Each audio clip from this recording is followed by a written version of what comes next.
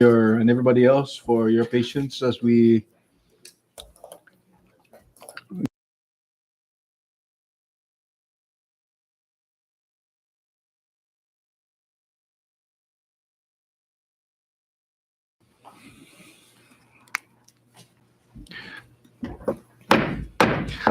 are back in session.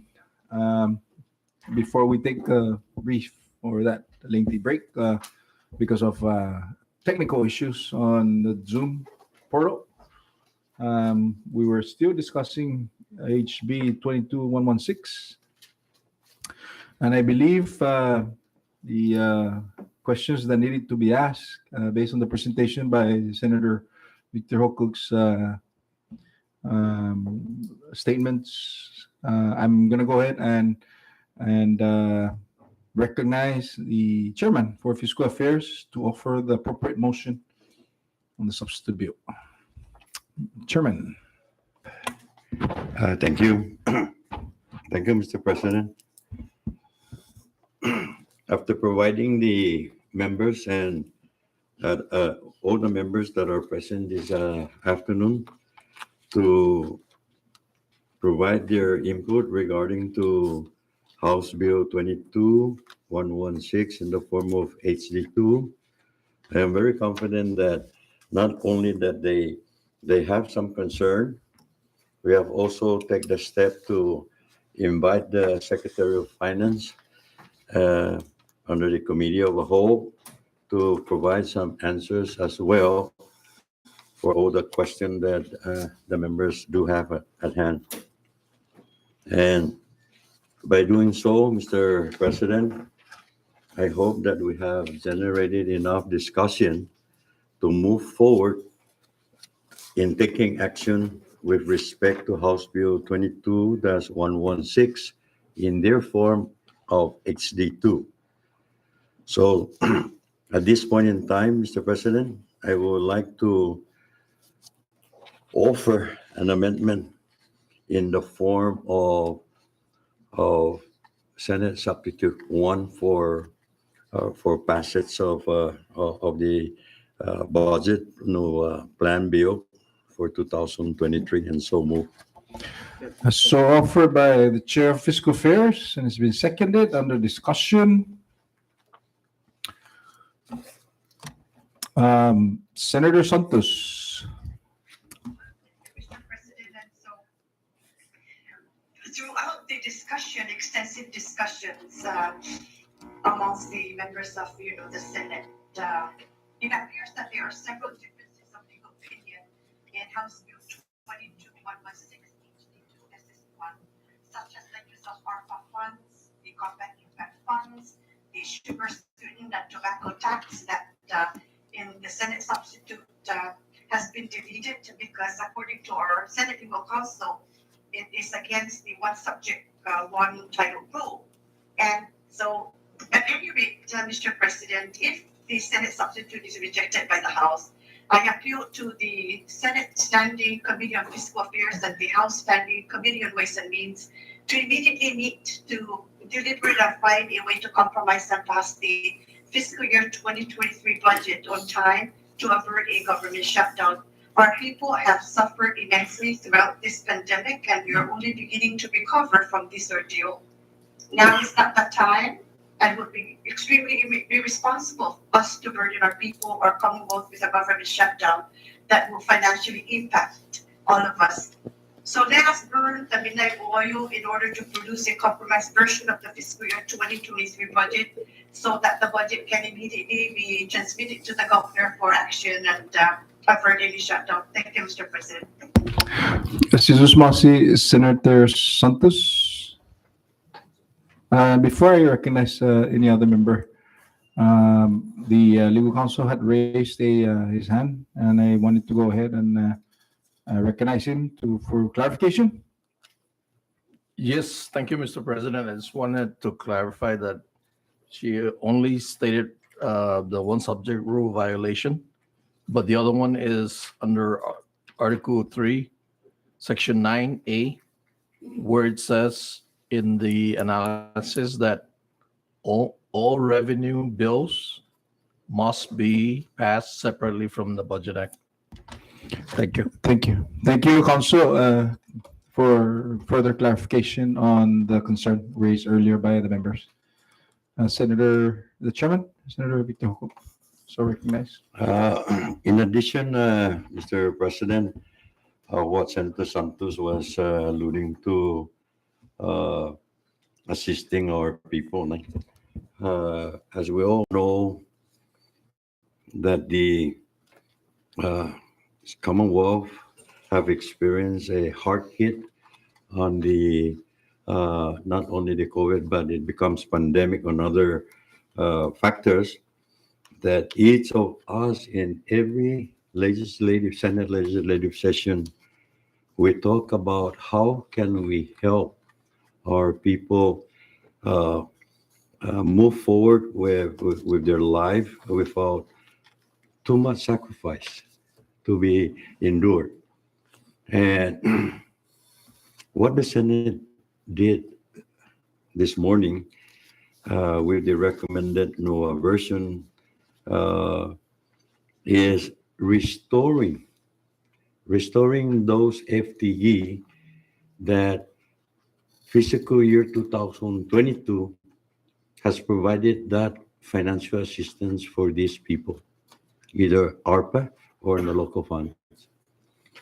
And for us today to delete those FTEs, meaning that we are running these employees out of job and bestowing before them and their family hardship to provide the essential needs and to provide food on the table and other necessities for their children. Today, we might be free out of the pandemic, sort of, but I am not quite sure whether we are totally free from COVID-19.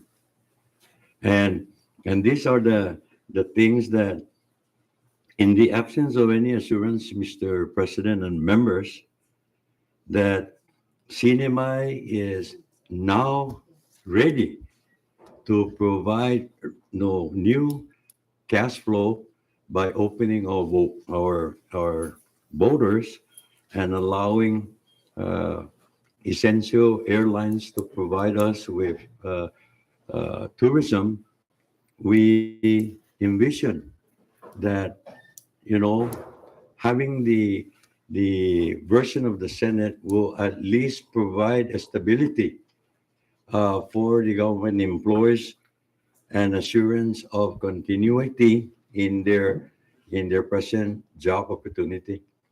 And as we realize a growth in revenue by providing enhancement with airline services and more tourists to come, I would depend myself on the future leaders, whoever will be elected in office, to look into the revenue that will be generated in 2023 and to reassure the employees that they do have something for 2024, as coming out from the local revenue, as we will not know whether ARPA funds will continue to be available by year 2024.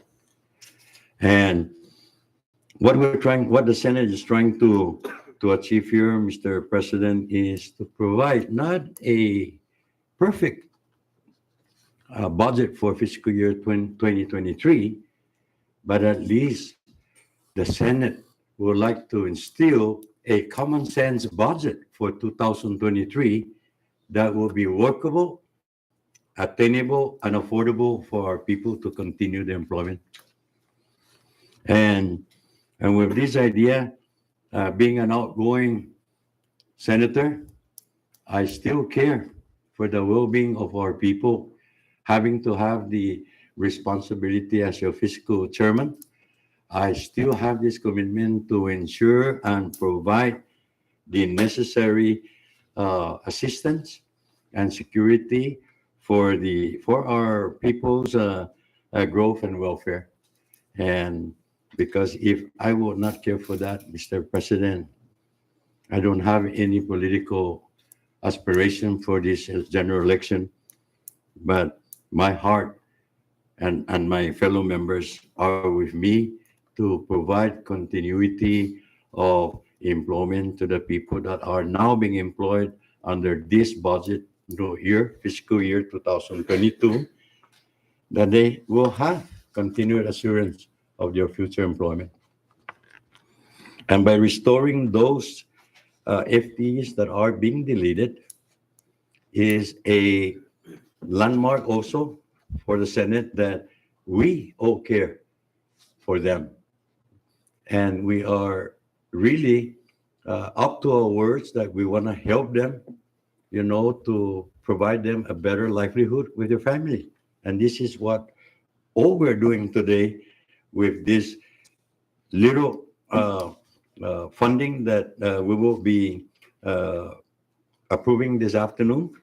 This will at least not satisfy 100%, but it will enable to provide services to the well-being of the community as well as to the well-being of the employee. So I hope that if our counterpart will seriously look into the Senate action when this particular House bill in the form of SS1 is passed today, that they seriously look into the validity of the Senate amendment and refrain from being too antagonistic and just so vindictive on the administration side.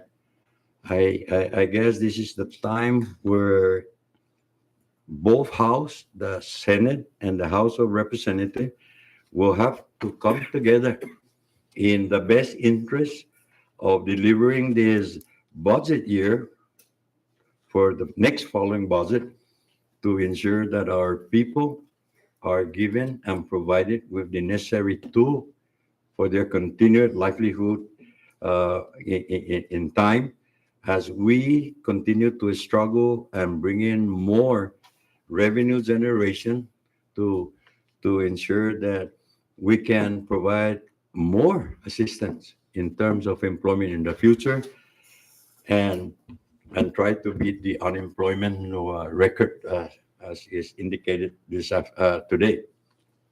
And I think this is the whole purpose of our representation, is to provide our people with this diligent assistance and provide any additional opportunity, like continue to provide bonuses to our retirees. If we really work hard to bring in additional revenue, we can continue to provide the retirees assurance with their 25% bonus line. And I hope that we end this attitude, personal attitude against each other, and most particularly the attitude that we can put aside with the present administration, because nobody knows who is going to be the next governor comes November, who is going to be the next senator comes November, who's going to be the next legislator, House of Representatives this November. So we don't do something that will harm us in moving forward. And I hope that passing this budget that the Senate will be acting upon has put a more transparent and assurance for the present employees now being employed in the government. So with that, Mr. President, I move to the previous question. Thank you. Jesus. Thank you, Chairman Hoku. And before I call the roll for the substitute, as it's formally, I would like to just to enumerate further some of the product that we received from the House version, in which the Senate committee reinstate some funds. According to the information and the guidance from our fiscal analyst, the House version completely defund Marianas Visitors Authority. Completely defunded the Marianas Visitors Authority for the entire fiscal year.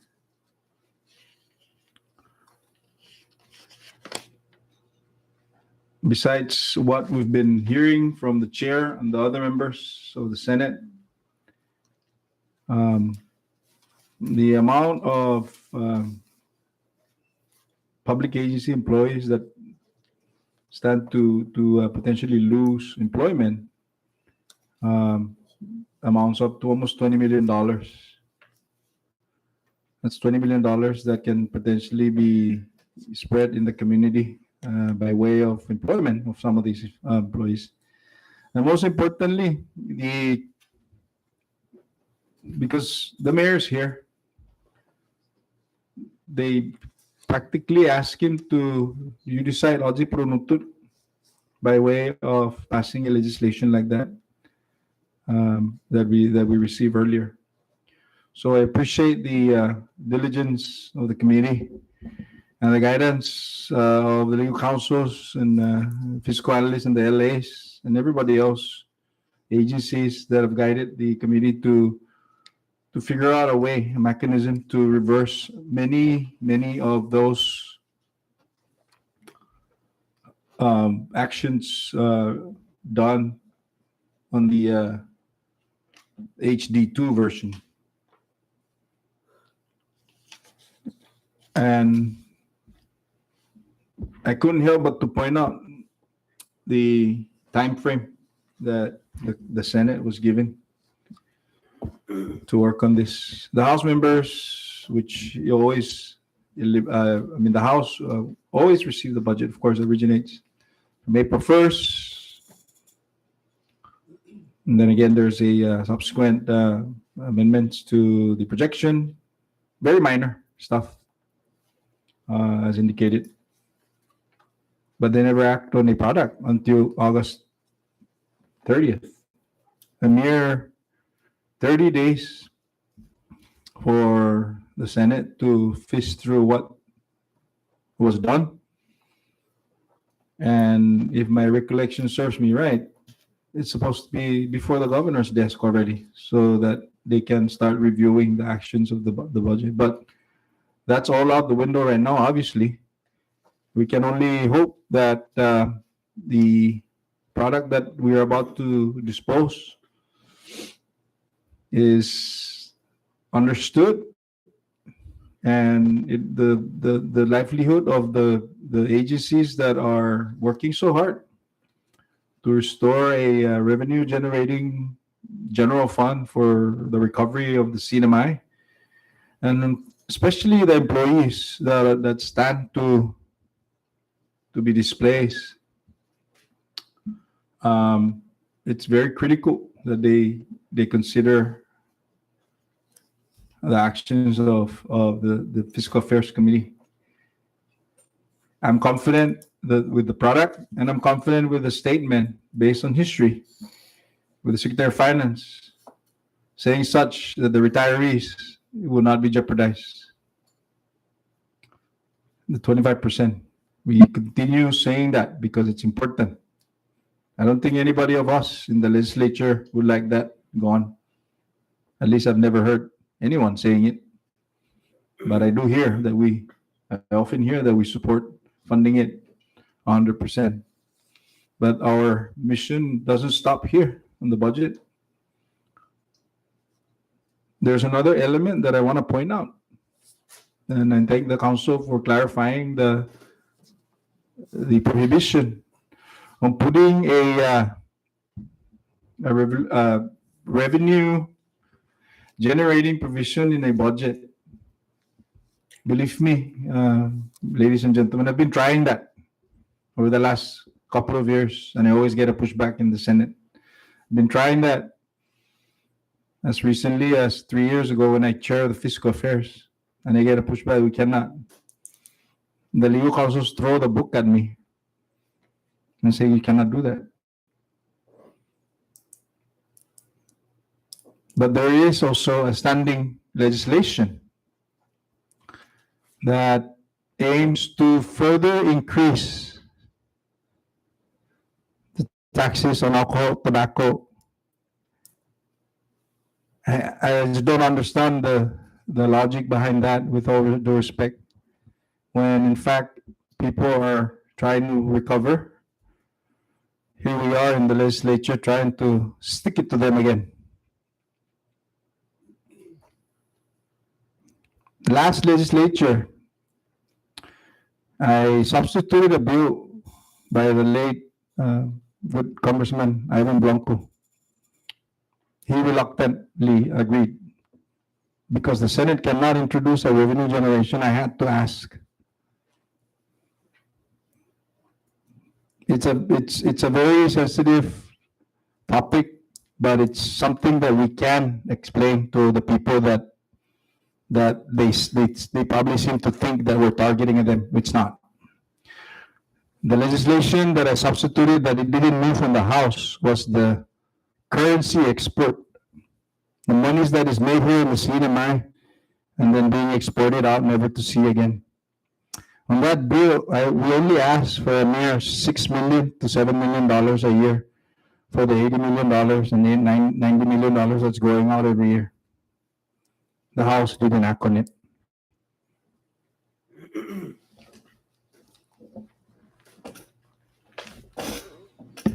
On February 3rd, 2021, when we got organized as 22nd legislature, I wrote a letter to the Speaker of the House proposing that very bill. I even attached the legislation, the money transmission fees. It didn't move anywhere. Instead, they adopted a legislation to increase taxes for the people that are staying here. Ladies and gentlemen, if you make the money here in the CNMI and you export it, those monies are not going to come back. We can't keep asking our people to foot the bill on some of the obligations. We need to start identifying loopholes where we can get some of the back. I'm not asking for everything. I'm only asking for some, so that we can be able to fund the social impact that is created by staying here. Medical referral perhaps, Medicaid perhaps, something.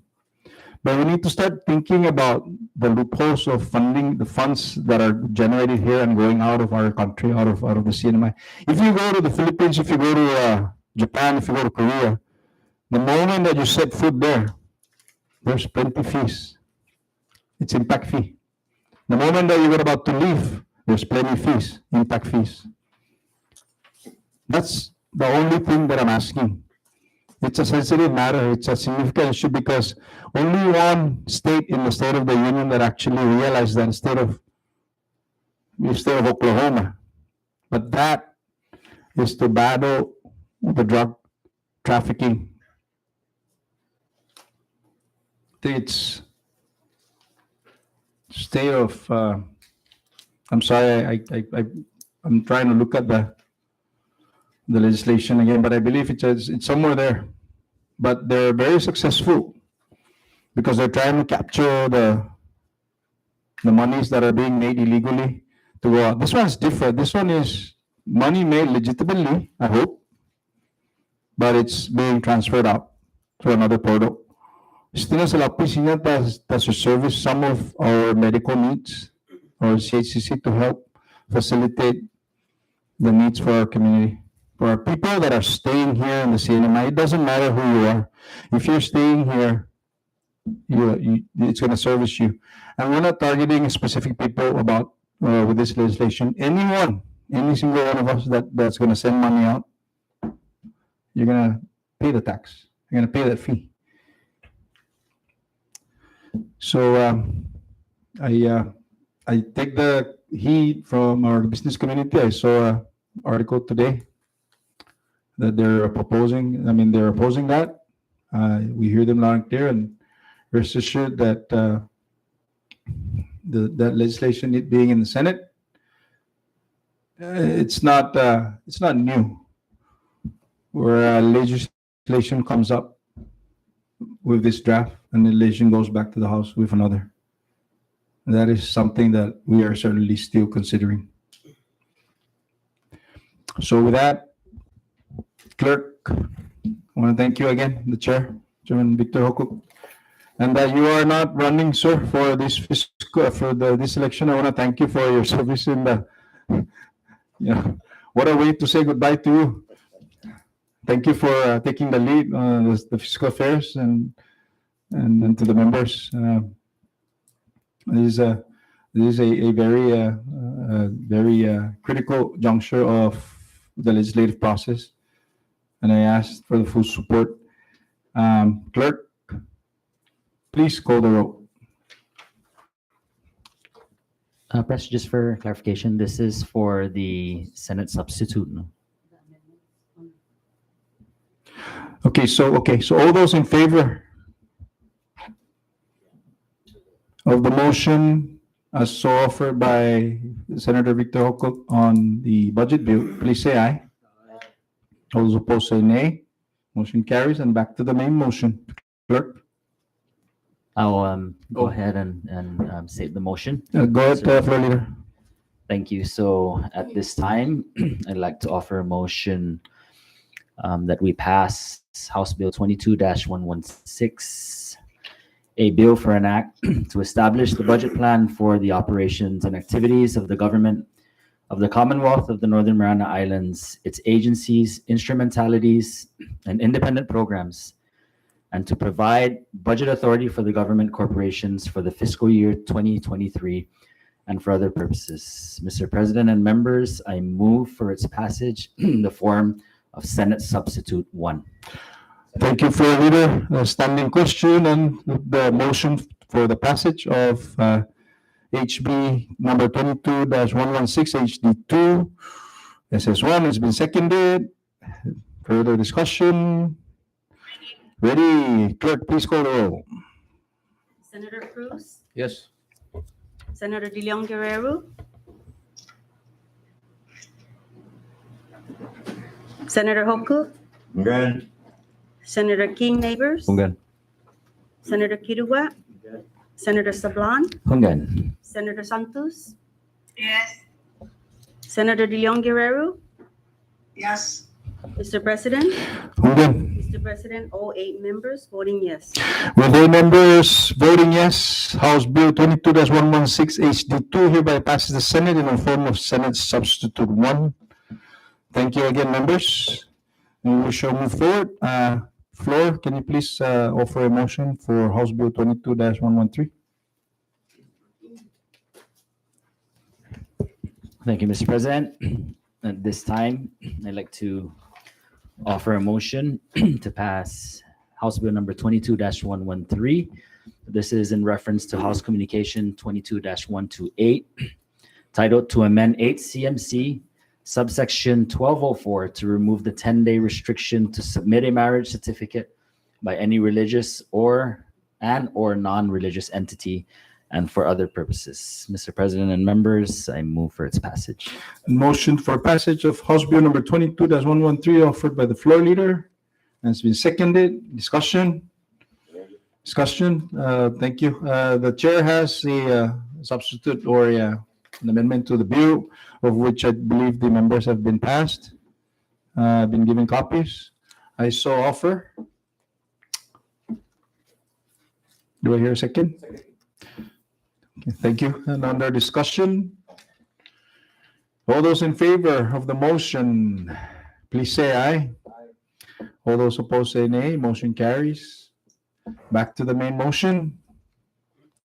Clerk, please call the roll. Senator Cruz, Yes. Senator Leon Guerrero, Senator Hoku, Yes. Senator King Neighbors, Senator Kidua, Senator Sablan, Hungan. Senator Santos, Yes. Senator De Leon Guerrero, Yes. Mr. President, Again, Mr. President, all 8 members voting yes. with 8 members voting yes, House Bill 22-113 hereby passes the Senate in the form of a Senate Draft 1. Thank you. There being no further items before the Senate on the bill calendar. Is there any clerk, the members, the clerk had asked that we go back to item D under communications so that we can be disposing of the messages from the governor. As it clerk, Mr. President, we have 44 on our agenda, 22-214 to 257. comments, ready? Communications from the judiciary. We have 2, Mr. President, 2208 and 2209. Any comments from the members? Communications from the heads of executive department. We have 2, Mr. President, 2240 to 41. Comments. Communications from the house, We have 15 on our agenda, Mr. President, 22-114 to 128. of which 3 has already been disposed of, clerk. Yes. Okay, thank you. Commission from the Senate. The Senate, we have 31, 22-154 to 184.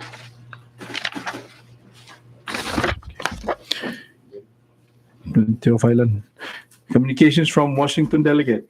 We have 1, Mr. President, 22-06, in regards to the request on the followers to be included in the questionnaire used in the NMI next census 2030. Any comments? Under item K, I'm going to go ahead and dispose of this as there's only 3 items. So this time the chair recognizes the author or the sponsor of this resolution, Senator Carl King Neighbors. You have the floor. But can just go ahead and enumerate the formal introduction.